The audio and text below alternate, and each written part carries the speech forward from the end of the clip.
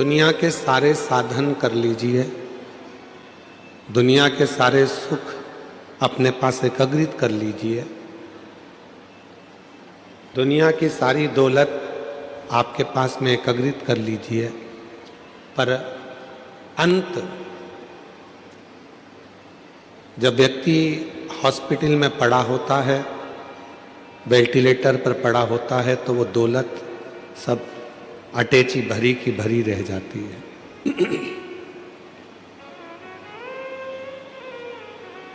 वो पूरी संपदा आपके पास में रखी की रखी रह जाती है। तब डॉक्टर से एक बात आप लोग कहते हैं कि डॉक्टर साहब चाहे कितना भी पैसा लग जाए, हमारे इस व्यक्ति की जान बचा लीजिए। तब डॉक्टर भी कहता है कि मैं पूरी मेहनत करूंगा, पूरा प्रयास करूंगा, जितना मुझसे बन सकता है उतना पूरा प्रयास करूंगा, आगे फिर उस परमात्मा की जो मर्जी होगी वो होगा।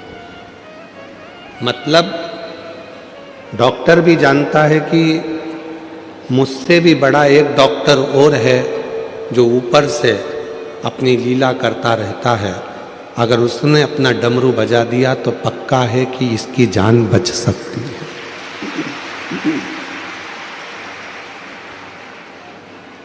यदि उसने कृपा कर दी, उसने अगर बता दिया कि उसने कह दिया कि ये हो सकता है, तो फिर जान बच सकती है।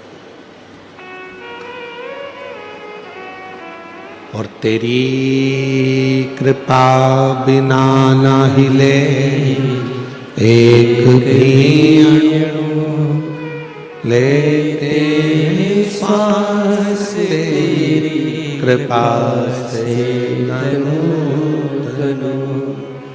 बखान क्या करूं मैं राखों के ढेर का, चपटी भभूत में खजाना कुबेर का। हे गंगाधार मुक्ति द्वार ओमकार तू, भोले ओमकार तू। आयो शरण तिहार शंभु तार तार तू। मतलब डॉक्टर को भी मालूम है कि एक डॉक्टर और है जो बैठा बैठा कुछ लीला करता रहता है, कुछ अच्छा करता रहता है।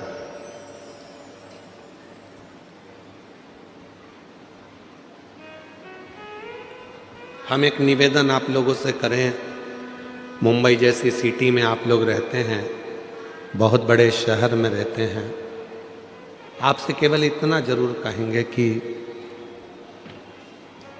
धन कमाने के तरीके आपके पास में बहुत कुछ होंगे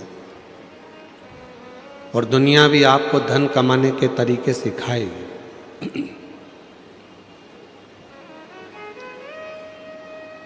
पर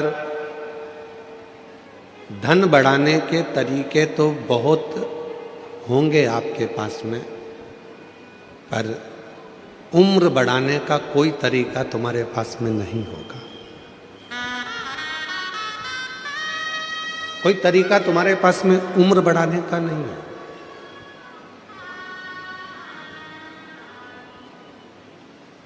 हमने कई लोगों को देखा है,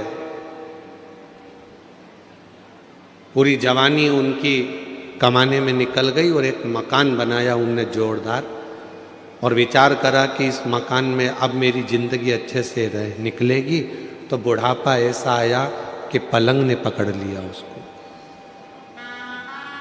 डीले कम कर दो और अंदर की भी आवाज़ बढ़ा के थोड़ा सेट करो। बक्सों की आवाज़ खोलो, चोंगे की आवाज़ कम करो।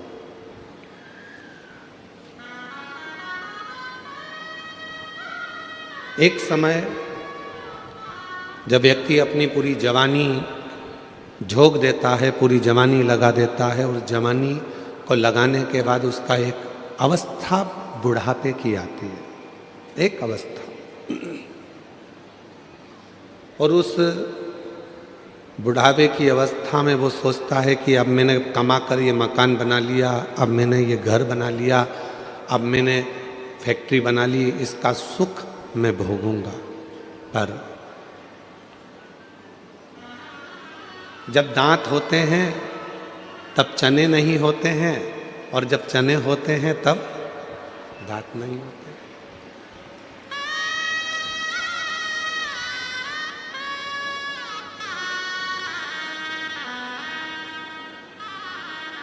सुख को ढूंढने के लिए पूरी जिंदगी निकाल दी अपन ने, पूरी जिंदगी, और वो सुख हमसे दूर भागता रहा।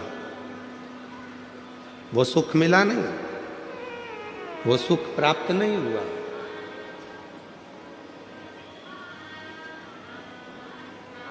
आखिरी में फिर मालूम पड़ा कि वो सुख तो हमारे हाथ में लगता ही नहीं, प्राप्त होता ही नहीं, हुआ ही नहीं। एक गेम होता है, साबुन रखा है,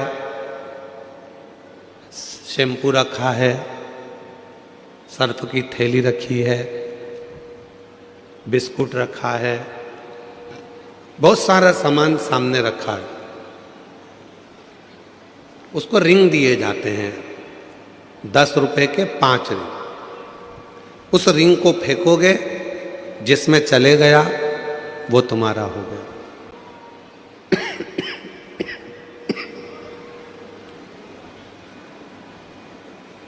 साबुन में चले गया तो साबुन तुम्हारा हो गया, सर्फ पर चले गया तो सर्फ तुम्हारा हो गया, बिस्कुट में चले गया तो बिस्कुट तुम्हारा हो गया। 5 रिंग किसी किसी जगह पर 10 रुपए के 4 रिंग मिलते हैं। वो फेंकता है, साबुन हाथ में नहीं आता है, फिर फेंकता है, बिस्कुट हाथ में नहीं आता है, फिर फेंकता है, सर्फ की थैली भी हाथ में नहीं आती है, फिर फेंकता है, पेस्ट भी हाथ में नहीं आता है। आखिरी में 10 रुपए पूरे खर्च कर कर वो चला जाता है। जैसे 4 रिंग मिले हैं गेम खेलने के लिए, बचपन, जवानी, अधेड़ी और बुढ़ापा, इन रिंग को आप हर बार डालने का प्रयास कर रहे हो कि मेरा बचपन मैंने निकाल दिया, मेरी जवानी मैंने निकाल दी, मेरी अधेड़ी निकल गई, बुढ़ापा निकल गया, आखिरी में कुछ हाथ नहीं आया, तब पछतावा हाथ में रह गया। जब पछतावा हाथ में रह जाए उसके पहले एक काम करना कि रिंग को अगर जीतना है तो पहले अपने घर पर थोड़ी सी प्रैक्टिस करना, तो निश्चित है कि वो रिंग एक ना एक साबुन में, बिस्कुट में या कहीं ना कहीं पेस्ट में जाएगा। हमने प्रैक्टिस ही नहीं करी।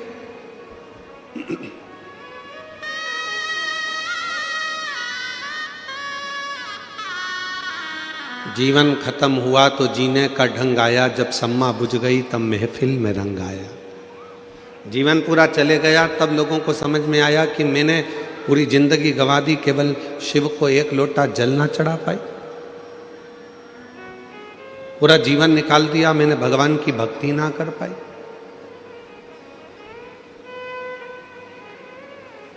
मेरा पूरा जीवन निकल गया और मैं भगवान का भजन ना कर पाई।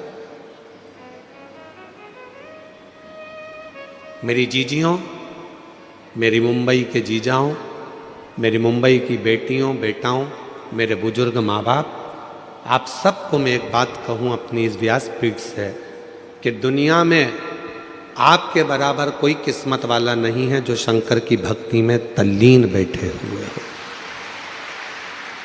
तल्लीन बैठे बहुत हैं।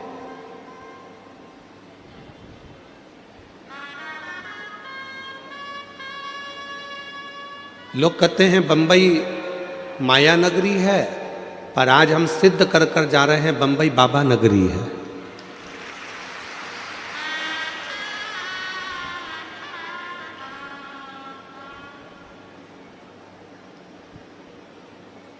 ये महाराष्ट्र छत्रपति वीर शिवाजी का है।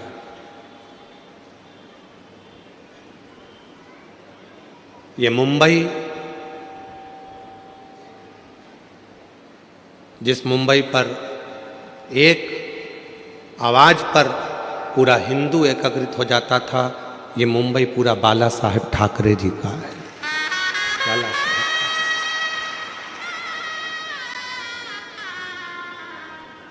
बाला साहेब ठाकरे जी ने 3 चीजें अपनी जिंदगी में बड़ी अच्छी तरह से अपनाई। एक, सत्य को उन्होंने अपनाया। दूसरा, सनातन को उन्होंने बहुत अच्छी तरह से जानकर जनमानस में प्रेरणा दी।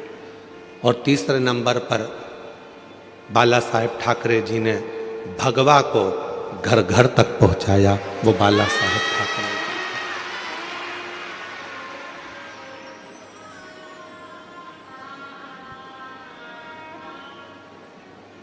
मुंबई में किसी विधर्मी की,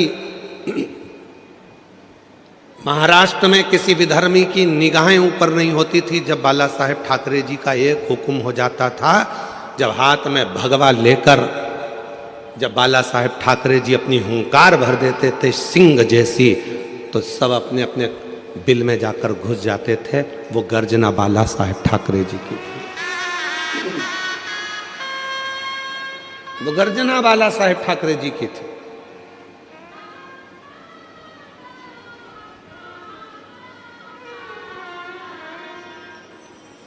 जिस समय पर अमरनाथ जी की यात्रा को रोकने की बात आई थी, उस समय पर भारत की भूमि का कोई व्यक्ति नहीं बोला था। केवल एक मुंबई से, महाराष्ट्र की इस धरा से, छत्रपति वीर शिवाजी की इस भूमि से एक शेर धाड़ कर बोला था, वो थे बाला साहब ठाकरे जी। अगर अमरनाथ की यात्रा रुकी तो तुम्हारी भी आगे की यात्रा रोक दी जाएगी। याद रखना, जाना मुंबई से ही, तुम्हें जाना मुंबई से ही है। इस बात का अंदाजा लगा कर बैठना। 3 चीजें मेरे बाला साहब ठाकरे जी ने अपनी जीवन में अपनाई है। एक, सत्य को, दूसरा, सनातन को, और तीसरा, भगवा को। और जिसने अपनी जिंदगी में ये 3 चीजों को धारण कर लिया, समझ लेना सत्य सनातन धर्म की जय होने लगेगी और पूरा राष्ट्र भगवामय हो जाएगा। पूरा राष्ट्र भगवान। हम पहचान नहीं पाते शिव को, हम पहचान नहीं पाते भगवान को, हम पहचान नहीं पाते परमात्मा की उस अविरल भक्ति को।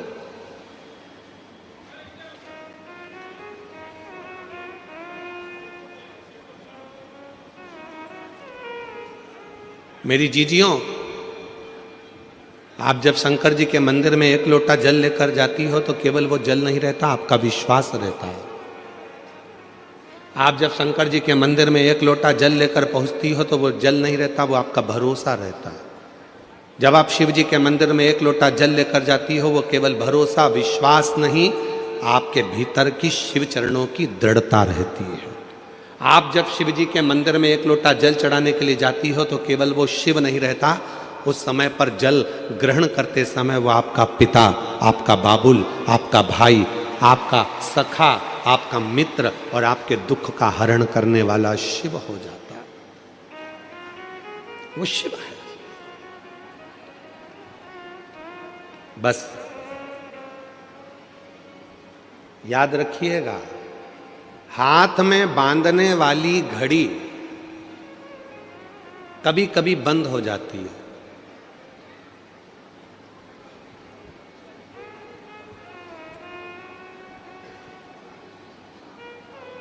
केवल तुम्हारी ही घड़ी बंद नहीं होती, हमारी भी हो जाती है। तो कई बार हमारे आशीष जी हमको इशारा कर कर बोल देते हैं, समय हो गया, घड़ी गड़बड़ हो गई है, चल नहीं रही है। अब हम आपसे एक बात पूछें, हाथ की घड़ी बंद हो जाएगी तो क्या समय घूमना बंद हो जाएगा? क्या समय चलना बंद हो जाएगा? क्या जम के बोलो जरा। नहीं। घड़ी बंद हो जाएगी तो क्या समय चक्र चलना बंद हो जाएगा? क्या नहीं, नहीं हो सकता। समय अपनी रफ्तार से चल रहा है, समय अपनी रफ्तार से आगे बढ़ रहा है। घड़ी बंद हुई है, समय बंद नहीं हुआ।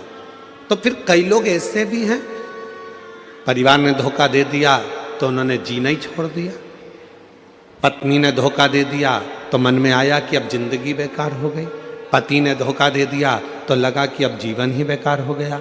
फिर मन में आया रिश्तेदार ने धोखा दे दिया तो मेरा तो जीवन ही बेकार हो गया।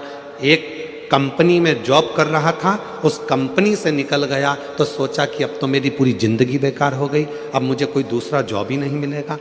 क्यों सोचना? घड़ी बंद हुई है, समय चक्र बंद नहीं हुआ। याद रखना, घड़ी बंद हो जाए घबराना नहीं, समय तो चल रहा है और ये समय हमको सिखा रहा है कि दुनिया में कितना भी दुख की घड़ी आ जाए और घड़ी बंद भी हो जाए तो हिम्मत मत हारना। जैसे समय चक्र चलता रहता है वैसे भी तुम चलते रहना, तो तुम्हारी जिंदगी एक ना एक दिन मंजिल तक पहुंच जाएगी। समय चक्र के अनुसार अपने जीवन को अग्रण्यता रखिए, समय चक्र के अनुसार अपने जीवन को प्रबल रखिए। अपने जीवन, कोई कहता है कि बचपन में भगवान को भजना चाहिए, जवानी में भगवान को भजना चाहिए, अधेड़ी में भगवान को भजना चाहिए, कि बुढ़ापे में भगवान को भजना चाहिए।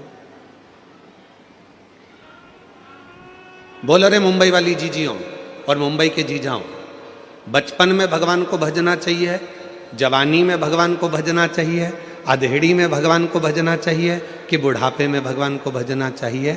शिव महापुराण की कथा कहती है कि तुम्हारी जिंदगी में जब तुम्हें लगने लगे कि शिव मेरा पिता है, उसी समय से भगवान को भजना प्रारंभ कर देना चाहिए। उसी समय, इंतजार मत करना कि बचपन में कोई भगवान की भक्ति करी जाती है। जवानी में क्या भगवान का भजन किया जाता है?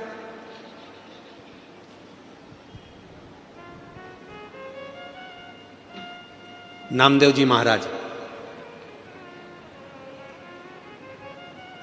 बाल्यावस्था से हरि विठ्ठल पांडुरंगा का भजन करते थे।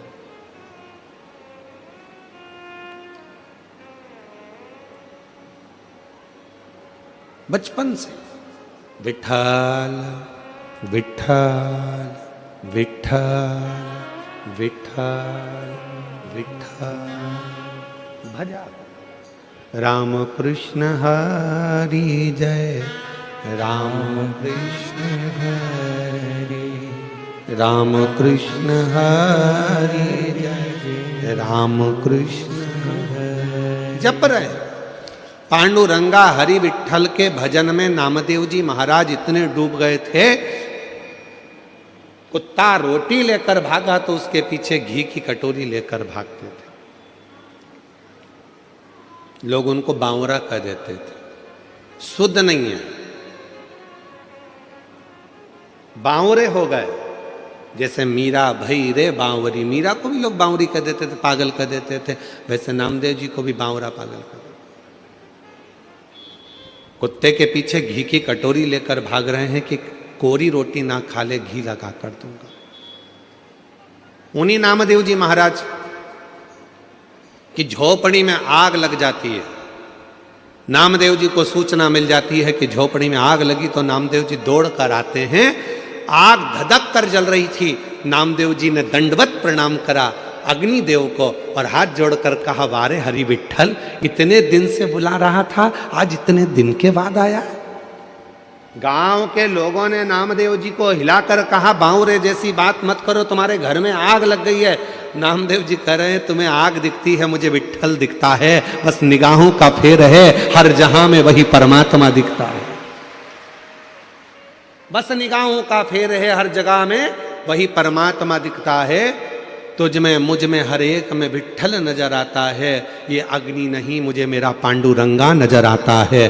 और नामदेव जी ने तुरंत जिस कमरे में आग लगी थी दूसरा कमरा खोल दिया, दूसरे कमरे को खोला, तीसरा कमरा खोल दिया और भगवान से बोला, आओ अंदर प्रवेश करो, इसमें भी चले जाओ, इसमें भी जाओ।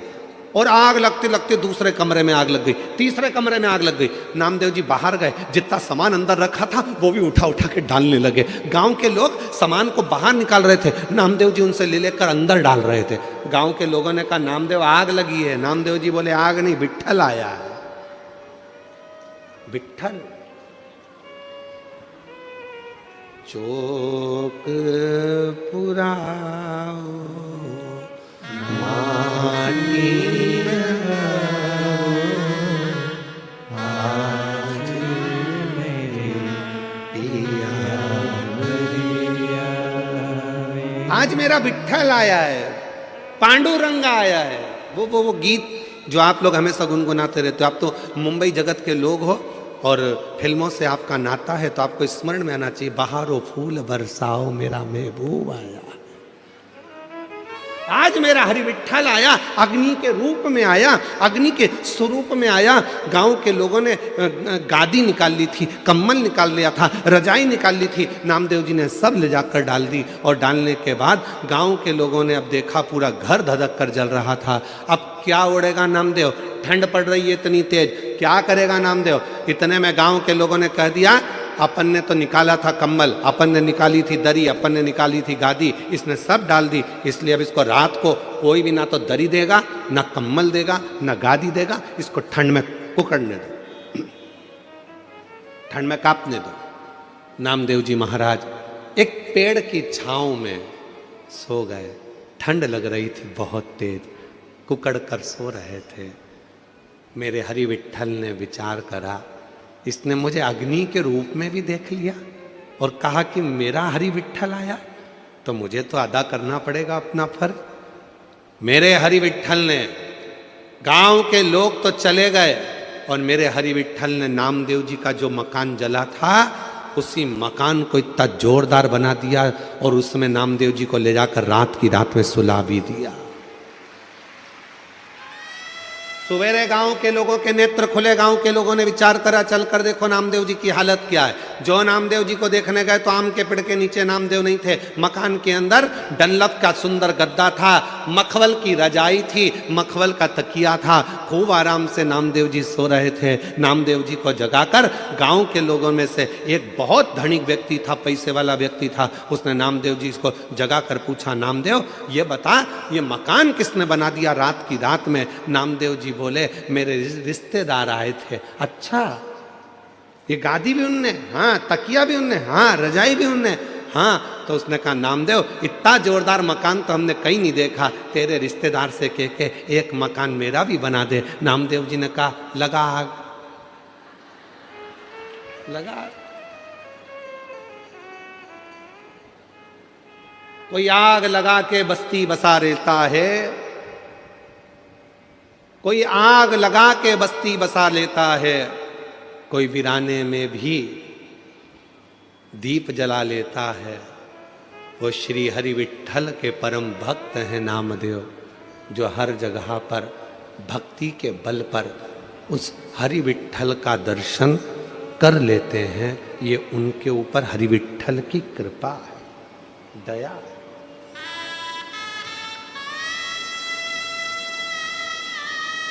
पड़ोसी कह रहा है, हमारा मकान बनवा दो, लगा आग लगाना कोई साधारण नहीं है, पूरा समर्पित होना साधारण नहीं है।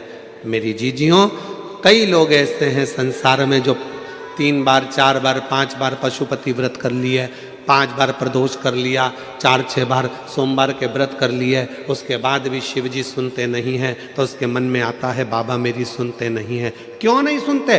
क्योंकि आपका समर्पण पूरा नहीं है। जिस दिन आपका समर्पण पूरा हो जाएगा उस दिन मेरा देव अधिदेव महादेव आपका हो जाएगा। समर्पण कहां पूरा है?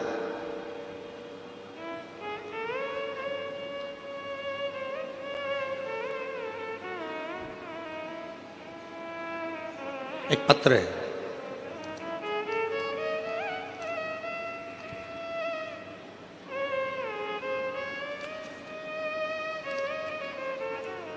मैं पिंकी गोयल, पति भारत भूषण गोयल, मुंबई थाने में रहती हूँ। कहीं बैठी हो तो हाथ हिला सकती हैं। मेरा नाम है पिंकी गोयल, पति भारत भूषण गोयल, मुंबई थाना में रहती हूँ। कहीं बैठी हो तो हाथ हिला सकती हैं, और अगर बैठी हो तो एक बेलपत्र लेने के लिए आ सकती हैं।